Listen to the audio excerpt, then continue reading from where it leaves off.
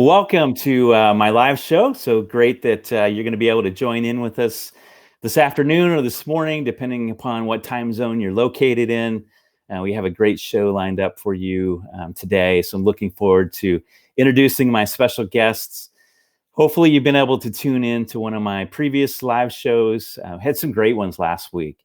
On Wednesday, was able to spend some time with Brendan Schneider from Swickley Academy and Schneider B and all the great work that he's doing with inbound marketing, and then also Peter Barron from the Enrollment Management Association. So it's great to have both of them online to talk about inbound marketing. So such an important topic, especially in the world that we're living in now, when everything we really need to be doing is online. So if you're joining in, tell us where you're from so that we can see who is represented here during our live show.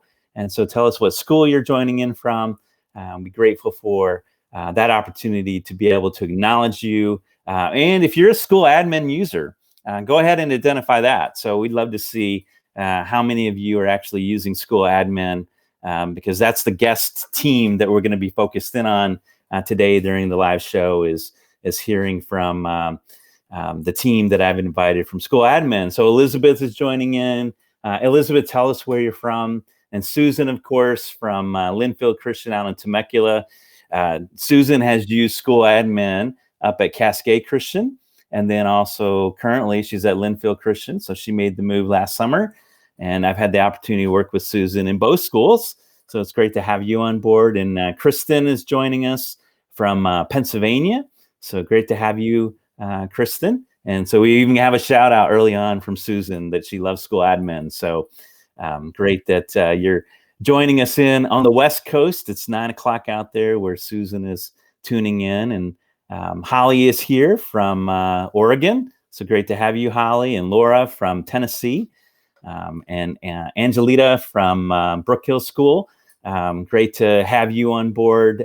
Been working with the Brook Hill School when I could travel back in February, had the opportunity to be there and to work with the team. So hopefully I'll be able to travel one of these days soon. Bethany is here from Pardes Jewish Day School, another school that I worked with, and they're in the process of switching to school admin. So that's wonderful. Great opportunity. And Bethany's doing a great job with some of the things that they're implementing. If you go to their website, you can look at Pardes at Home and all the things that they're doing in this virtual world right now. Vicky's here from Santa Fe Christian, and great to have you here, Vicky. And Vicky's going to be joining us on Wednesday for my live show. So looking forward to her involvement as well as her marketing director at Santa Fe Christian will be joining us. And I'll tell you more about that later on. Elizabeth, who said hello earlier, is joining us from Westminster Academy in Memphis, and she's also a school admin user and loves it. So another great acknowledgement from all your fans out there, definitely. And so Vicky's clarifying that she's not from the Sand Bridge of Hope. So I don't know what happened when you entered that in, Vicky, along the way. So you might want to correct what actually the school that you actually represent. Lisa is here from Exceed Prep down in the Miami area. And Exceed is a great school that I had the opportunity to work with this past year. They're a kind of a hybrid type of program where their classes are online, but you still come in and meet with a teacher. So they're really actually very prepared for what we're experiencing right now. Sandro's here from the Barrow School. And so great to have you joining in. And Brenda Schneider, great to have you back from Swickley Academy. Brendan was a guest last Wednesday. And so if you missed that recording, I encourage you to go back and tune in and be able to listen to Brendan's words of advice on inbound marketing. So I am grateful that you're joining in. I know others will be joining the broadcast as we go through this time together. But I want to introduce to you our special guests. And so if you read my blog post, I talked about inviting the team from School Admin. And School Admin is an enrollment management database. And I don't want to steal the team's thunder about what they can share about the program, but I want to begin by introducing to you Brandy. Hey, Brandy. Hi, Rick. How are you? Doing well. And Brandy, you're the director of marketing for School Admin, right? That's right. Yes. Thanks so much for having us today. We're excited to be here. Very good. And how long have you been with School Admin? So not quite a year yet. I'm pretty fresh there, but prior to School Admin, I worked in admissions and marketing for the University of Texas at Austin. So our team's based here in Austin. Okay. Yeah. Very good. I got my start in the university world years ago.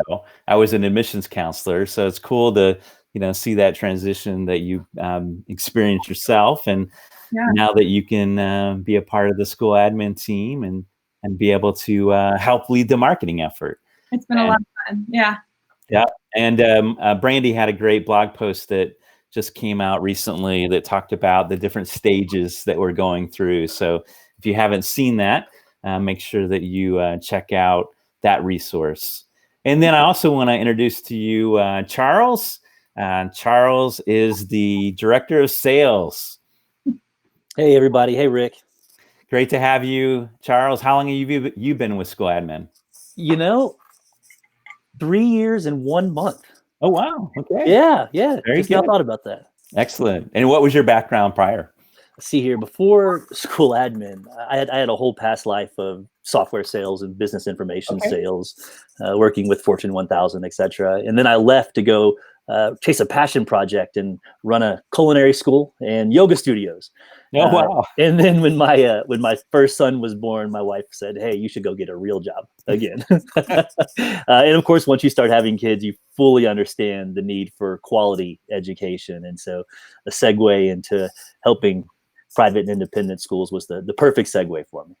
Excellent. Well, so glad that you're on board at School Admin, and Charles and I have crossed paths with a number of schools that I have recommended to consider using School Admin along the way. So, and then we have one more guest. Elyn is joining us.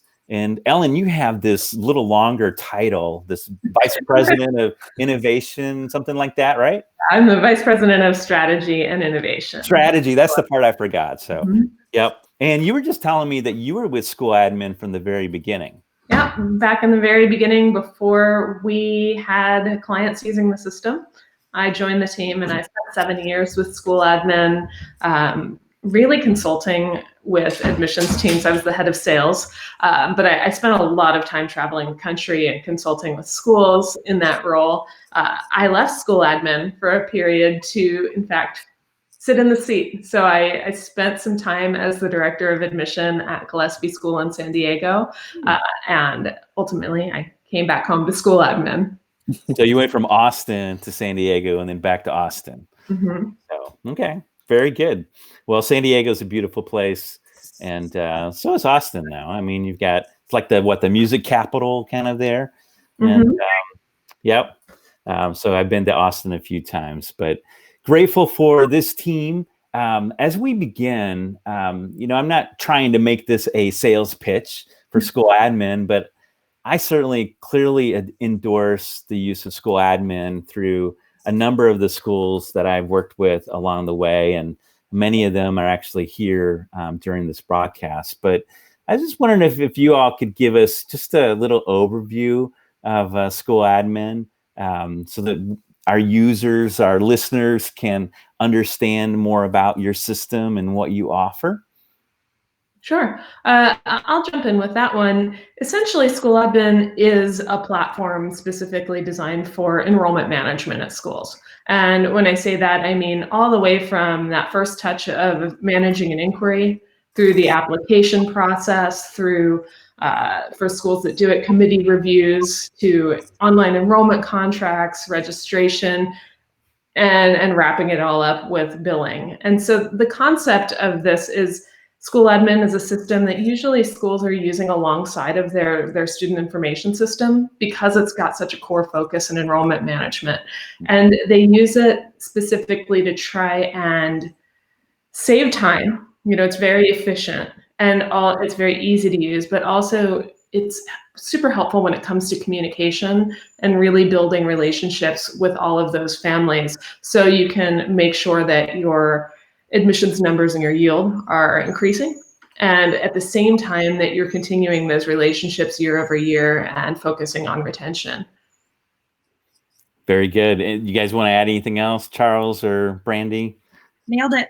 I know. It doesn't get much more succinct than that. Yeah, no, that's a great overview of school admin. And the way I see it is that I think it's the best product on the market today for schools when they want and need an enrollment management database. Now you realize, Rick, you said that while the VP of marketing is on the call. Yes, exactly. Which is going to end up a quote somewhere. Yes, yeah, use the quote because I'm all the time talking to schools that I'm working with about the benefits of school admin. And I love it that it can potentially integrate with other systems. So, you're building the enrollment data, working with those prospective parents. And then once they come to the point of enrollment, then you're uploading that to whatever system you're using. That's how it works, right? That's how it works. All right. I'm sure there's more to it than just the simple, that's how it works. But that's great that you can have a system like that schools can benefit from. So as we think about our topic today, I wanted to focus in on lead nurturing strategies and how we can, work on putting systems and processes in place to be able to follow up with prospective parents. But before we jump into that, though, I wanted to just hear from you all because you're talking to lots of schools and you're writing ebooks and blog posts and doing webinars. And what are you seeing as some of the key challenges facing enrollment leaders today? Yeah, I'll jump on that one because being in the field and talking with schools who use school admin and schools who don't use school admin, I have this conversation quite a bit, and I think it really boils down to the three things that we hear most nowadays. One would be competition, the other would be diversity, another would be cost. And when you think about competition, there was a statistic that came out of the Digest of Education, or the Digest of Education statistics. It said somewhere between 2018 and 2027, public schools are expected to increase their market share by yet another 2 to 3%.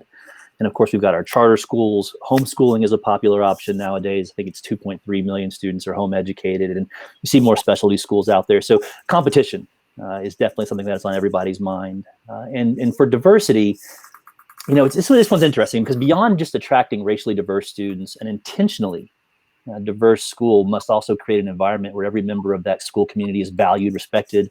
They all feel important, regardless of family income, religious preference, dress codes, other factors that have to do with diversity and inclusion. And it's a really daunting task, and a lot of it starts with the first interactions with the directors of admission out there in the field with families. And of course, cost. It's going to come to no surprise. The stats on cost can be a little challenging to discuss with families. There was a 4.28% increase in annual tuition between 2010 and 2017. Compare that to just a 3.72% increase in annual income, and they're not balanced. And schools have to continue to remain in an operational, to remain operational, and of course that does take tuition dollars. And now, when it comes to the idea of we're increasing tuition, but we still have an amazing value proposition, the other thing that I'm hearing is, and this is a no surprise to anyone on this call today, is we can no longer use some of the tried and true ways that we would normally, bringing folks to campus, getting them to see the culture of the school, to understand the value, to meet the teachers, meet the counselors, and start to see, families would see themselves in the long-term story of that school. And we no longer currently have ways to do that. So that's also, a really big challenge. So that was, really daunting. We'll always end on a positive note because there's absolutely reason to be optimistic moving forward. We know that all the schools on this call right now, there's better outcomes, better graduation rates, better testing rates, you name it.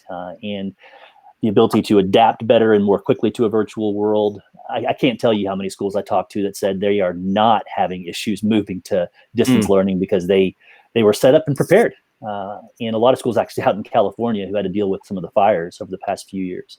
They were definitely prepared. But anyway, they had the education, the staffing, the resources, you name it, to make the pivot. And so when you circle back around and think about these challenges and think about the idea of lead nurturing, the value propositions are very, very strong and they're very, very compelling. And it's just important to stay focused on how we continue to message that.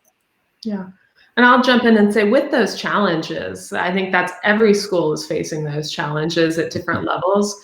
But I think the reality of the world is that there aren't, for most schools, big lines of families waiting to get in the door. And so we've had to, in the world of admission, we've had to really change how we're interacting with families. We have to find more families. We have to try and start more conversations with more families. We have to communicate with them in ways that they're expecting you to communicate as they're dealing with other companies. So I think that, the other challenge for admissions teams is, how do I do that in this world? And what tools can I use to make me effective in that? Exactly. I think one of the things that has been great to see is how schools have responded to this pivot to the virtual world that they're living in. Brandy, you just wrote a blog post about the 5 stages of what a school leader is going through. I'm trying to remember. I think the stage we're in right now is like evaluating and adapting, somewhere in between those. That's right. That was a great way to be able to provide that overview of what we're going through as we're evaluating what needs to be done. We're adapting. Anything that you've seen in schools that would reinforce their ability to be able to adapt and change and thrive in this environment? I think so many schools were just in the midst of those welcome events, those yield events, and bringing folks on campus right when it all struck. Some people were lucky enough to get them, eke it in right before all of this happened, and some folks had to pivot right away. But as admissions leaders, I think we're all focused on building those relationships and, showing off our schools no matter the format. And so we had no other choice. Everyone found a way, and they made those quick pivots for the yield events, for the welcome events. Now, as we talked about in that COVID curve, they're shifting from adapting that reaction phase to kind of evaluating and figuring out, how do we scale this for next year? How do we make it so it doesn't feel like a fire drill come open house season? And so we can do this without hair on fire, staying up till midnight to make it work. We did it right now because we had to, and we had no choice, and we're determined to give our families the best experience because we love our school and we want them to love our school as well. But we don't want to, it's not sustainable to do it in the method that we did it right now. So the hope is that people are looking ahead to next year and we can kind of proactively work together to find a better path. Sure. And I think, this has given us an opportunity to really push us into new areas and new strategies. And because of that, there'll be potentially some of these strategies we'll retain as we move forward. So, I think there's always room for a virtual open house. Or I noticed that Matt Pulley's on here from Pulaski Academy, and they've done a great job with their virtual admissions center on their website. So if you're looking for a great example of what a school has done to pivot towards using this virtual environment, check out Pulaski Academy's website in Little Rock, Arkansas, because it's an example that I've been using for the last few weeks with schools I'm working with about how they've been able to adapt and put in place different opportunities to be able to reach. And so isn't it cool when we have these calls and meetings, how you never know what's going to happen in the background. So it's great to see your daughter, Elyn, and it just shows the realness of what we're all experiencing. It's okay if you're an admissions director and you're having a Zoom call and your daughter, your son, or your dog comes into the picture screen, and it's just part of the real life that we're dealing with. So some of it's hard, but you can never say no to those little extra hugs. Exactly. Those are good. So talk to me about why you think it's difficult for admissions leaders to put systems and follow-up strategies in place. What are some of the struggles that you see, the challenges? Having sat in the seat, I've got some, and having talked with teams for so long, I've got some perspectives here. And I think it depends on the systems that you're using, and also what the size of your school or your team would look like. So, from my personal experience, when I worked at Gillespie, though my system was somewhat online that I was using, where I had online inquiries and applications, it was still very manual and a lot of paper So the job involved really trying to process all of these, trying to gather all of the files and just manage everything. And it took a lot of time. And I didn't have the access to the data that I wanted, and I didn't have tools for follow-up with families, where for me it was really important to be able to personally communicate, to know what I talked about, to set myself tasks, and to really engage regularly. I found myself working in a spreadsheet to track my communication. And what I had said was, in order to do what I need to do in this role and increase our enrollment and increase our yield, I need to be spending my time not on paperwork. And I need to have data at my fingertips. So from my perspective as a one-person admissions team, I needed something to supplement all of that work that I had to do. You also look at some schools that have bigger teams, but maybe inherently a lot more inquiries coming in. So you see some schools struggling to find the time because of the volume to have those one-on-one communications with families and build those relationships, especially early on in the funnel or at the top of the funnel. So I think that it all boils down to communication. There's a need for teams to be able to do things like send emails to families in bulk. Even if you're a tiny admissions team with a small admissions funnel, you still need to be able to communicate. You need to be able to personalize your communication. A lot of teams need to be able to schedule communication. If I can't personally reach out to someone, well, I need my families to feel like I am personally reaching out. So that idea of automating communication and sending that communication that's personalized and targeted to their interests, that makes a difference. Because really what you want at the end of the day is to get families on campus speaking to you one-on-one, but to do that, it requires a lot of coordination. Yeah, it really does. And really, from what I see in working with schools, it's always amazing to me because I'll go in and I'll assess what they're doing, and I'll find that schools, they'll take a wait and see approach. The wait and see approach is they'll get a phone call or an email, have a good conversation, and then they'll wait and see what happens and not proactively follow up. Yeah. All right. It's amazing to me how many manual systems I see in place. You talked about spreadsheets. I've seen, yellow legal pads with, handwriting of their inquiry list. And so, Brandy and Charles, anything else that you guys see with why admissions leaders are struggling with systems and follow-up?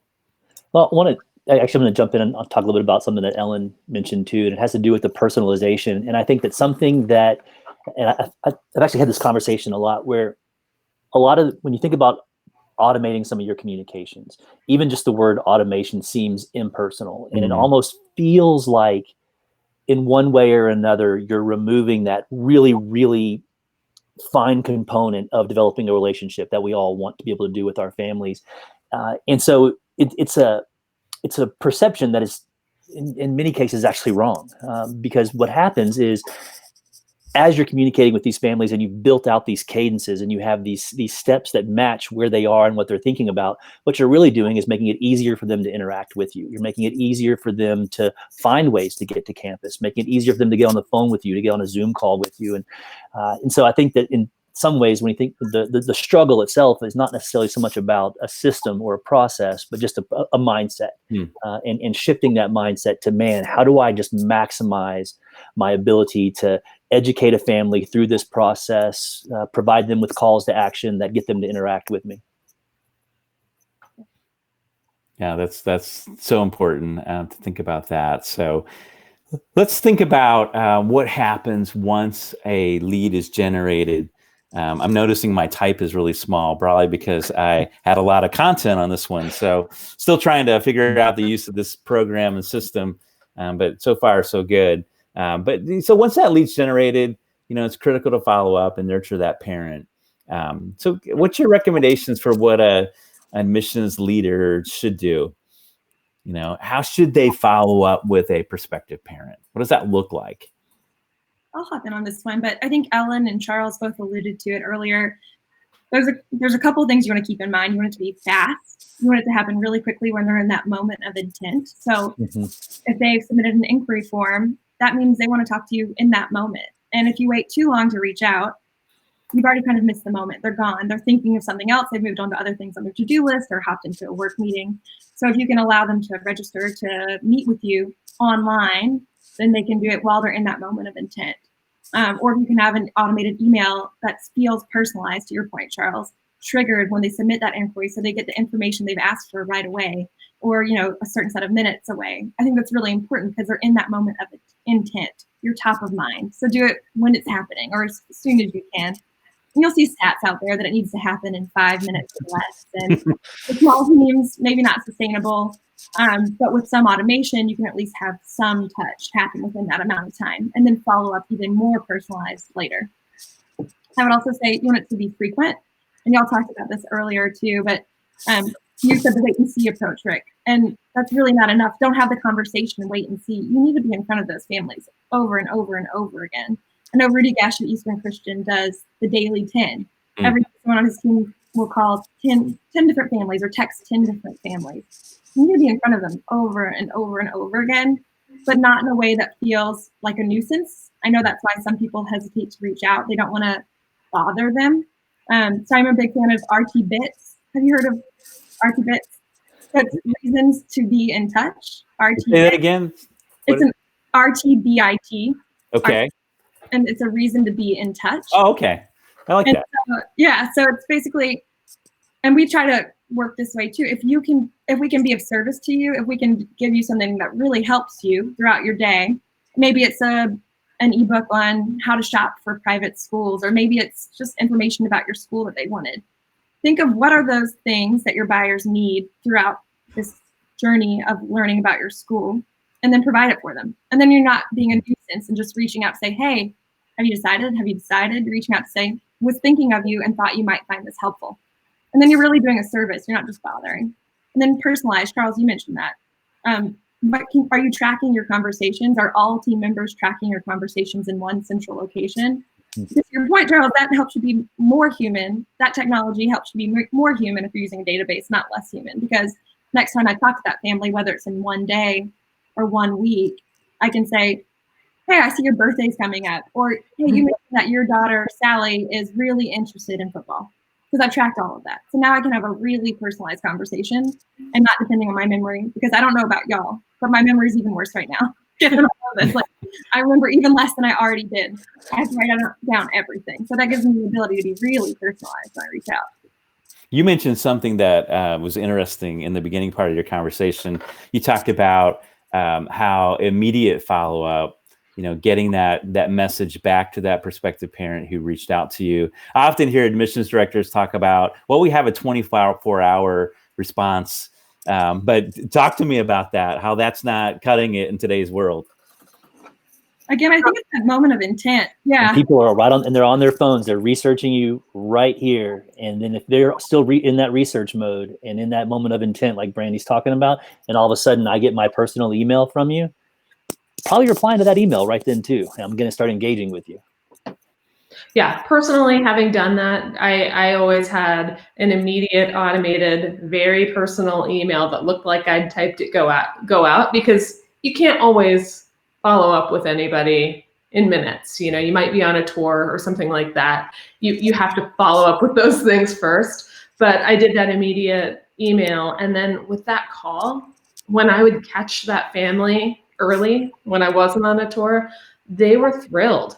It made such a great first impression that I thought that they were important enough to pick up the phone and call them right away. And the other thing you need to remember is you do that, you might not reach them.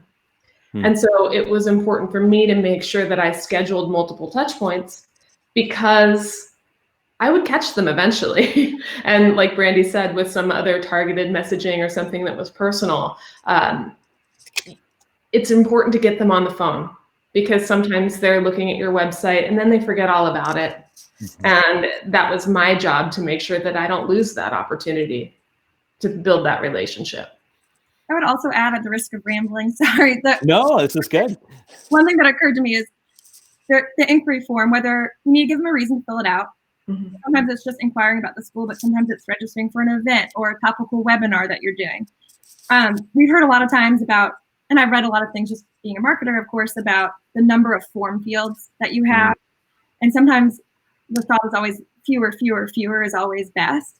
But you do want to collect enough to actually personalize that outreach. Because if you don't ask a few questions, like what are their interests or what do they care about, how do you create that really personalized automated follow-up or personalized follow-up? So that's one thing to think about too, is it helps you create better follow-ups quickly if you collect enough information. So you of course have to find the balance. You don't want to book that like creates too much friction, but asking enough questions, and especially if you're giving them a free tool like a book, or if you're giving them, you know, a free event or a free tool, then a lot of times you kind of can earn that right to ask a few more questions on the form and create even more personalized follow-up moving forward. Yeah, that's important, definitely. And I was thinking about this whole conversation about lead nurturing, and you mentioned that the email, the initial contact going out as quickly as possible. Any advice about what should be in that email, that initial contact? So they filled out the inquiry form. They said, hey, I'm interested. And then you respond. Sometimes what I see schools sending is, thank you for your inquiry. Our admission staff will be in touch with you soon. And that's it.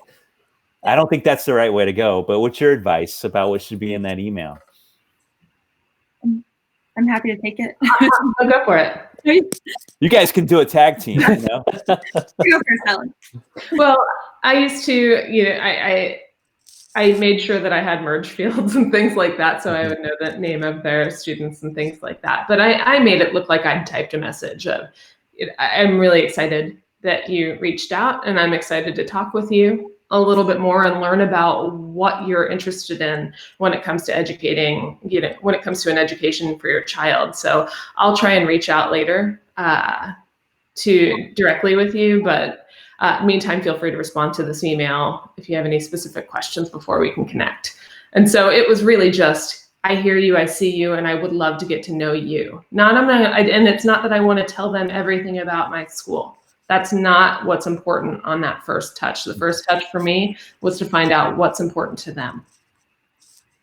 I totally agree with that, but I also would add on that I think every touch point, whether it's a text or an email or your website or an ad for your school even, everything is a chance to keep hitting on the differentiators of your school, even if it's not giving them everything at once. To your point, Elyn, but having threads of it. Know what your key differentiators are, know your value prop, and make sure that at least a thread of them comes through in every conversation. Everyone on your team that talks on the phone should know what they are so they can hit on them. And even if it's in a nuanced way, they need to be able to talk about that. Mm-hmm. Yeah. I mean, Charles, you probably find in your position as sales, I mean, you're doing the same thing. You know, you have schools fill out a form or attend a webinar, and then you're following up with them, and you may call them, you may email them. They may never respond until 6 months from then or a year from then that they're finally ready, you know, to be able to have that conversation. And so I think the whole point is we all have to just be in front of our prospective parents in multiple ways. But I'm sure, you know, you've had that experience in sales. Yeah, absolutely. And that RT bits that Brandy mentioned, I mean, she has been such a blessing to school admin when she came on board with these ideas and the content that she was producing. And it's not just school admin self-serving content. I mean, it is good quality, system agnostic content. And so for me not to have to think about that, for me to be able to use the reasons to be in touch and just put content out there. And then when folks are ready, I just want to be in a relationship with you, and then we'll figure out whether or not I can help, whether or not the system can help. But it really took all those touch points, and it took building out a cadence around, okay, when do we want to put these touch points in front of these folks? And part of that, of course, is looking at what is the admission cycle and what content are you putting in front of folks. There are definitely times of the year where we're not going to be reaching out as much because everybody's really, really, really busy. And then those messages will fall on, would fall on deaf ears. But yes, you put your information out there, you make it helpful, you make it useful. And then when the time is right, you will be in that relationship already. Right. Kara's asking a great question. She says, I'm finding that younger parents do not respond to phone calls, even if they're interested in the school. So what do you guys recommend? How should she approach this? And I'm sure other schools are dealing with the same issue. You have to use multiple channels. I found the same thing. And I think that actually started before I ever reached anyone. It was very important to have that inquiry form that would start a conversation for me and have it very personalized and try and get them, without capturing too much information, but in a very human way, to give them the opportunity to talk to me through a form, and also to ask really relevant questions that were meaningful to how I would chat with them. And then it's multiple touch points in different manners. An email follow-up, call and leave a voicemail. They might not respond to that voicemail. They might not pick it up. In fact, they probably won't return your call. So then you're going to have to go again with another email and another phone call. I tended to keep it there. Some schools would do more mailing. I really kept my process much more towards email and phone. And eventually they'd pick up if I got the message across. And then also use other types of things like Brandy and Charles were talking about, blog posts, resources that are just different ways to show that you have something of value that you can provide, was very helpful.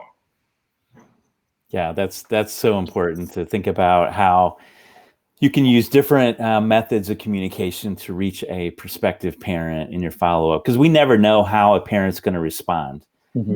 Some parents love the phone, and so they may pick up right away and have a great conversation with you. Others, email's a thing. Others, it may be text messaging. Exactly. I actually saw a stat recently that Sprint released that right now, in the last weekend we surpassed. I'm failing at telling the status. Interesting. So Sprint released that last weekend we surpassed the number of calls that happen on Mother's Day weekend typically, which is usually like the biggest day for calling ever. So while I agree that usually people are reticent to pick up the phone, you might try again right now, because people are so desperate for voice interaction beyond the members of their household that they are starting to pick up the phone more than ever. So what worked before might not work now, and vice versa. But the phone call is apparently back, according to Sprint. Yeah. That's self-serving for them, but that's good. Text messaging, you can use it. I did in my process. I tended to text after I'd made a connection with them. But sometimes if you're just trying to make that first outreach, it's okay to send a text, make sure it's human and personal, to say, hey, I'm excited that you reached out. I'd love to schedule some time to connect. Or I want to be available to answer any questions you have. That's an okay text to do, but you've got to be careful not to over text people and to do it when email and a text either. Right, yeah. Frequent. What was that, Brandy? I was saying, don't send it, to your point, Ellen, don't send the length of an email and a text either. Right. Infrequent, but also snappy. It's a text. People don't want to read a book in their text message. Yeah, I mean, the reality with text messaging is that people are going to see it. They have their phone. We're carrying this thing around with us everywhere. And if a text message comes through, it's going to show up right on our screen. And we're going to be most likely to read it and maybe even respond. With email, you have to go into your email, and pull it up and then decide if you want to answer that. And a phone call is worse, at times, because we're getting all these spam calls. And so I typically don't answer the phone unless I know who it is. And then it's going to voicemail, and then, I can respond to it that way. But now what about texting in terms of how should an admissions director text? So should they use their personal cell phone? Should the school buy them a cell phone? Will a system like School Admin allow you to text? What other options could they consider? And so the school admin system does indeed allow you to send some texts out. So I actually know a lot of directors of admission who they use their own cell phones, especially for a lot of the two-way communication. But to Ellen's point, it is very much after they've established a direct connection. that super quick, hey, we're paying attention to you, thank you, we love you, looking forward to talking to you, could be a great one to do via a system like School Admin or any other system that sends out texts. But those more personal ones, those are the ones that, I think a lot of director of admission use their own phones, but they only do so after establishing that connection. Yeah, I think that's very important. I would even lobby for a school to be able to purchase a cell phone for an admissions director, so you can separate your personal life from your professional life. You can actually turn that off. Thing? Yeah, well, maybe not a thing, but I would make room for that within your budget to have that possibility there, to be able to do that. Now, what about automated flow of email messages? Kind of what's your advice for overall strategy for how many emails, how often, what should they contain? How would you guys outline that? I would say that, when it comes to automation, I think it's very important to start slowly and make sure that you're very deliberate about what you're doing. So what I mean by that is, first think about what are some core stories at your school, or that thing that Brandy was talking about, that those areas of value that you address. Think about what those are and what your messaging would be in those core stories.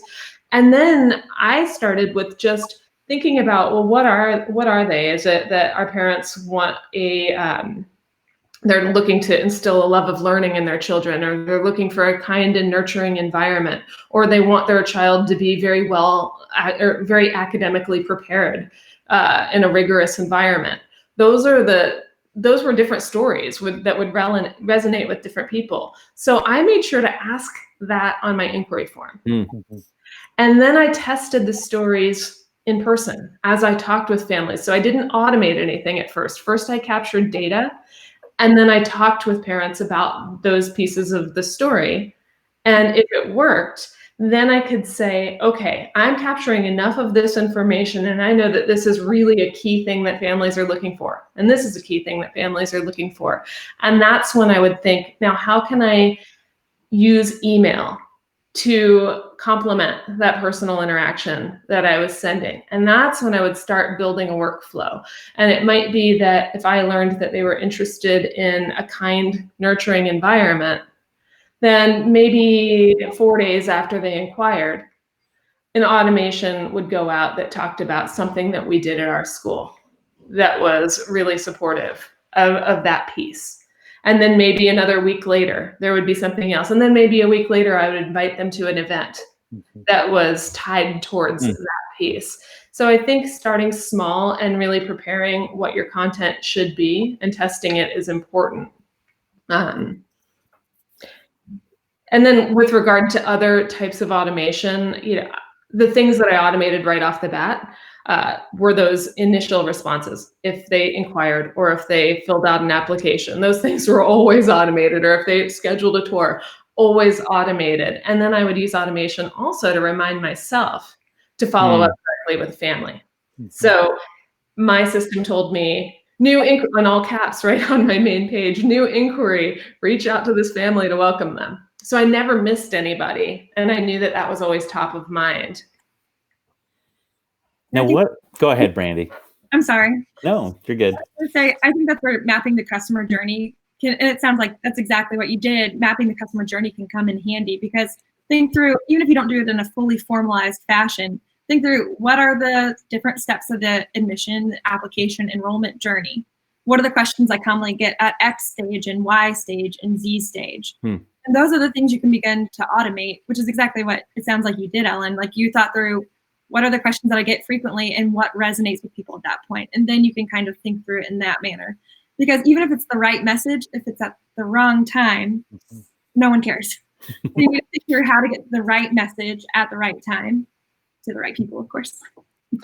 Yeah, and when you're building out that workflow, it's important to plan for different types of touch points. Again, it's not just all email. Part of it is maybe I'm calling, or maybe the head of school is calling, or a certain member of the faculty is making that outreach or sending an email. So I liked to build personal touches from a variety of people in with those automated messages.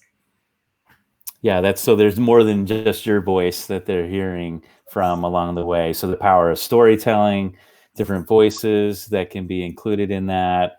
Now, what if a school leader is not using a system like school admin or a sophisticated database that can schedule a flow of email contacts?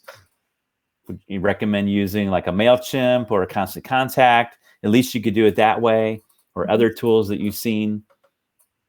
Yeah, you can, and I think Brandy probably could talk to some of the other tools, but yeah, you absolutely can use other systems to do communication. I mean, what you'll need to do is important still to try and capture as much data as you can within the means that you have. So even if it's a paper form, what can you learn about them that will tell you what kind of stories that you need to tell? I think that step's really important still. And then you would look to do something like an export out of your system into one of those systems and try and build that kind of workflow there. Yeah, I think that's a good way to do that. And MailChimp is typically my go-to program when a school doesn't have a sophisticated database that will handle this, because you can schedule that systematic flow of key messages and stories. It's attractive. You can build in call to actions.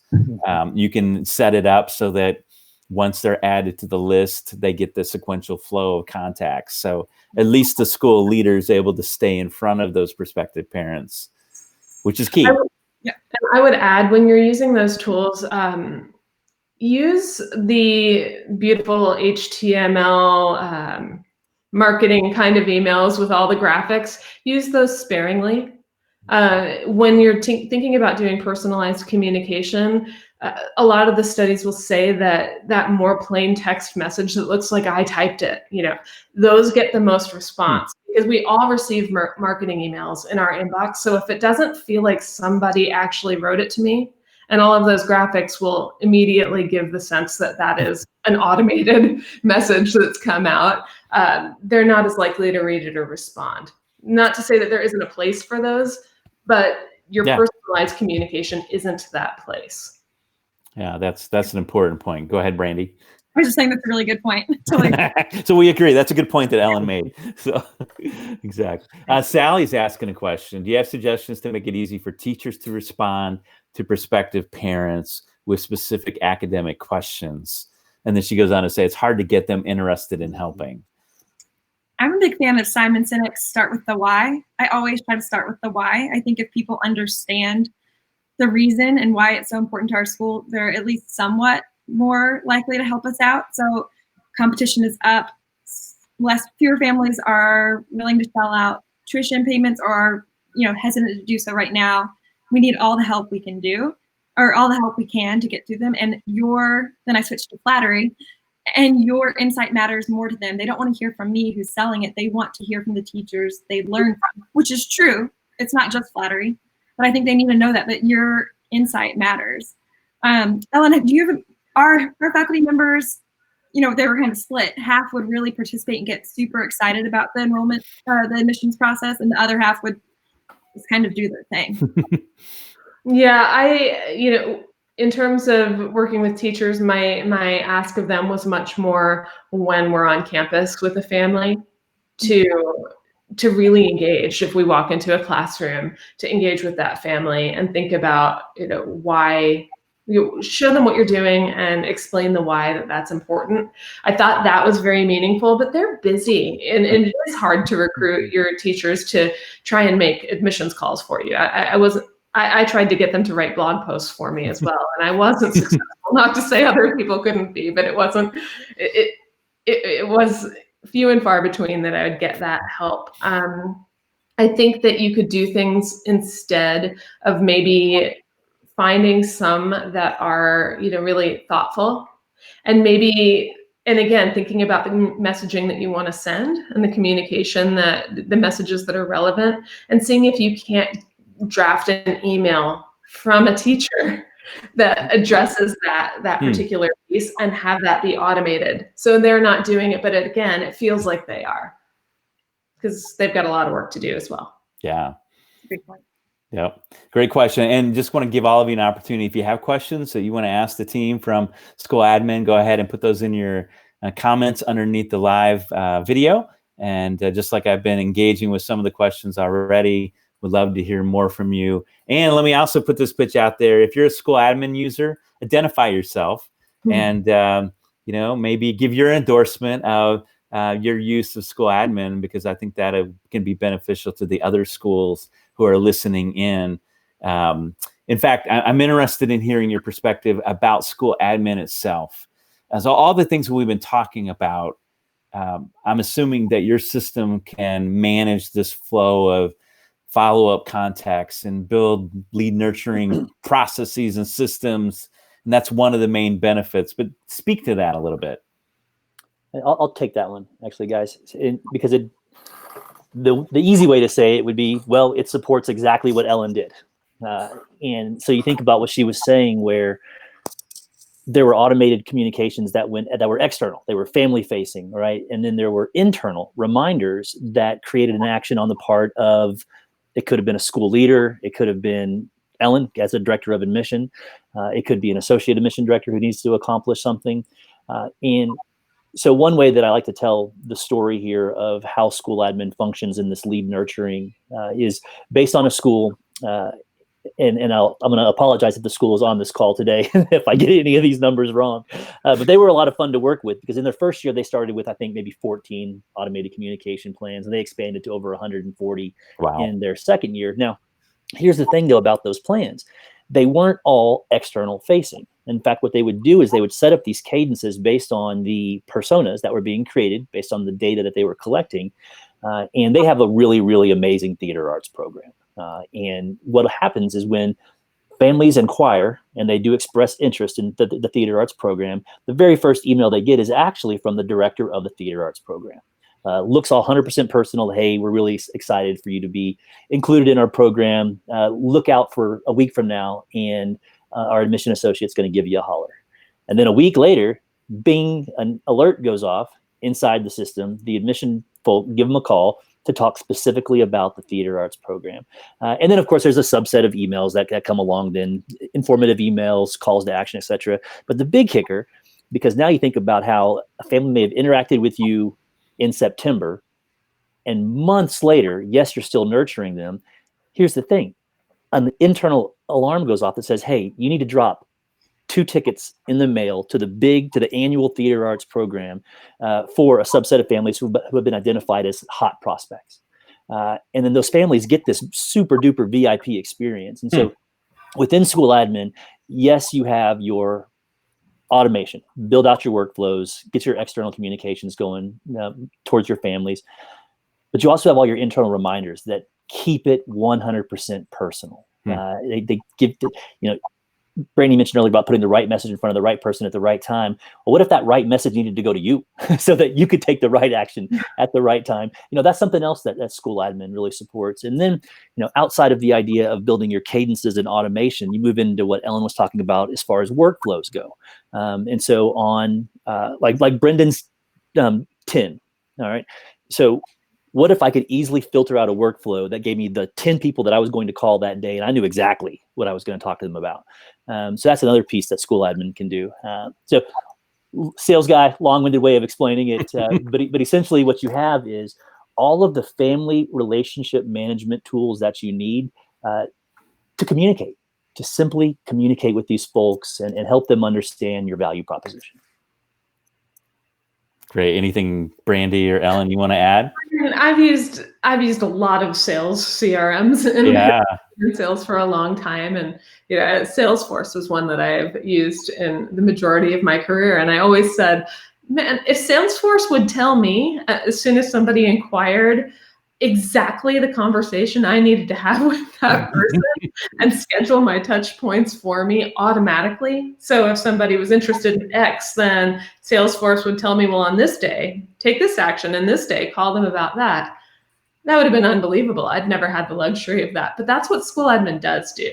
And I think it's really powerful when, just like Charles says, it's a system that you can build to really guide you as an admissions director through your own process to have the best conversations. Yeah. I like what Lori and building the community too, because I sort of mentioned, sure, it goes out to the people that are using the tool in admission, but what if what if there is a set day where your head of school just needs to sit down and make some phone calls, and he or she could get all of those alerts with the exact information he or she needs to pick up the phone and make the phone call. You don't have to submit a report. You don't have to build it out and export it over to them. He or she can just sit down, they get access, they see their call list, they know what they need to say, and they make it happen, making everybody's time way more efficient while still building that level of community. Yeah, that's exactly a great use of the system. And I like what Lori just said in her comment. She said she transitioned from the classroom to the admissions office. And she goes on to say that school admin was one of the easiest programs to learn. And I've seen lots of databases that are difficult to try to understand and figure out. And so it looks like that's been a great tool for her to use. Again, we're not trying to sell school admin, but certainly if you're interested in the program, I highly recommend it. A lot of schools that I work with use it. You're talking with 3 members of their team who can help you figure out, that this is a solution, especially Charles, the guy that's responsible for sales. But they offer a lot of advice and perspective on how to help schools. So even if you don't use school admin, I think you can benefit from their knowledge and expertise through what they're writing about, their ebook that they just released. And so great opportunities to be able to glean from their knowledge base, because we all need to have lead nurturing strategies in place. We have to follow up. We can't afford to take that wait and see approach. We have to be proactive and intentional with following up with our prospective parents. So any final words of advice that you all want to share? I mean, I would say the amount of work that Elyn and Brandy and those teams are doing right now. If you do hop on the school admin website, just go to the resources page first. Don't worry about trying to check out the product. There's a lot of really good information in there that if you're having any challenges with your virtual events right now, or just trying to figure out how to manage the world, that's another great resource. And it'll be, upper right-hand corner resources. You can look at blogs, webinars. There's another change management webinar coming up this week that's going to be worth checking out. And again, it's not going to be about school admin. It's literally going to be about, all right, how are you going to manage the change that you have to go through, the change that your peers are going through, the schools, the communities change. So my words of closing would be just RT bits, man. They're out there. I agree. Obviously we believe in what we do, but the reason that we built the software that we have is because our mission is to help schools find students. And that doesn't always mean that you're using school admin software. There's a lot of schools out there in the country. And so any way that we can help, we try. And so we do think about, no matter what your process is or what your tools are, what are little tidbits that you can take away to improve even the systems that you're using now? And so you'll find a lot of advice and a lot of articles in that respect, because again, we're here to help. Exactly. And I'm here to help too. And we have another show coming up on Wednesday at 3:00 Eastern time. And during that show, I'm going to be interviewing leaders from 2 different schools. We're going to talk about admissions ambassadors and word of mouth. I love word of mouth marketing. And so we're going to hear from Vicki and Dawn from Santa Fe Christian out of Solano Beach, California.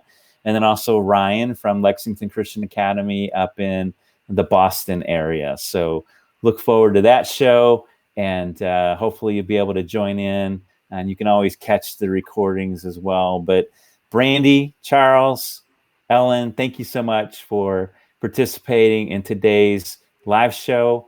You guys were great. I appreciate your advice and insight and your expertise, and obviously lead nurturing as well as using a system like you have with school admin. So thank you so much. Okay. We're signing off. Have a great day, everyone. Bye, guys. Bye. Bye.